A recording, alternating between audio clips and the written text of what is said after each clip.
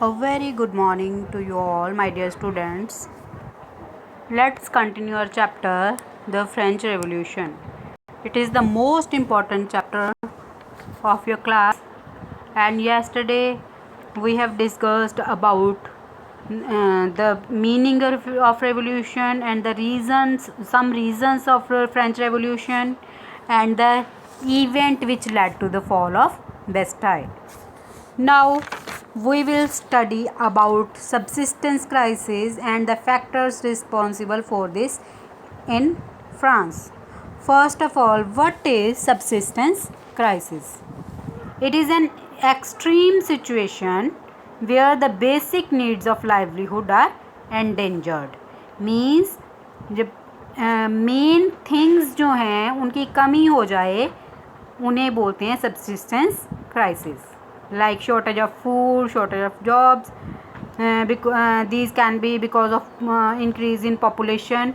This was also happened in France because population of France rose from 23 million to 28 million in 1789, and it led to the increase in demand. But production of grains could not keep pace with the demand. Production was not increased according to the demand, and so price of bread was rise. Wages of laborers did not keep pace with the rise in prices. This and the drought or hail were also responsible. This led to the subsistence crisis. So people were very angry. They revolt against Louis XVI. Okay.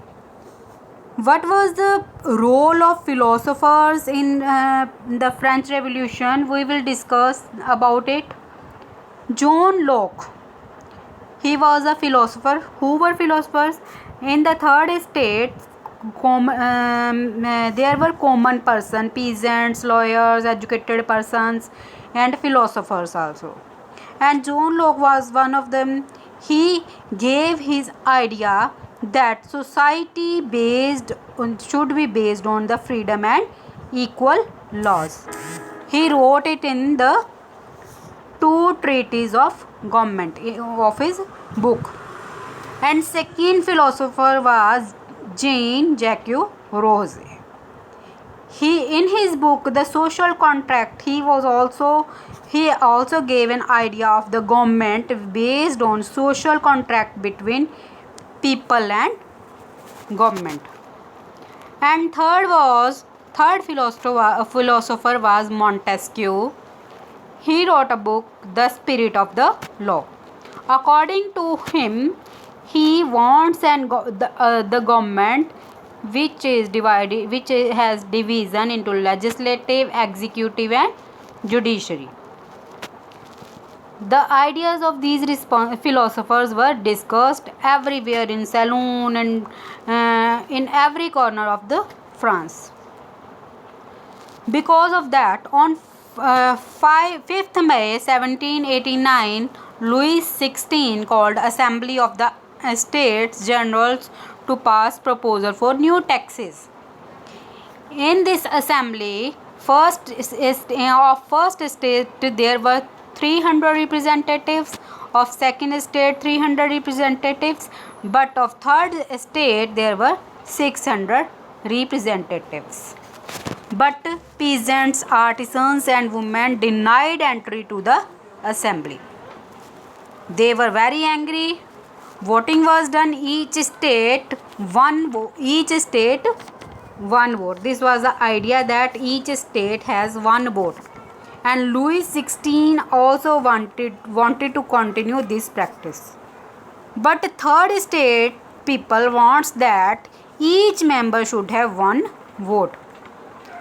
Third state representatives viewed themselves as spokesmen for the whole French nation. They became the spokesman for the whole French nation. They became the voice of the common people. On 20th June, they assembled in tennis court in Versailles. and they declared them National Assembly and swore not to disperse till they had drafted a constitution for France that can limit the powers of monarch. So friends, I told you this as like a story. Listen it carefully. We will continue this chapter in our next video. Till then, thank you and have a nice day.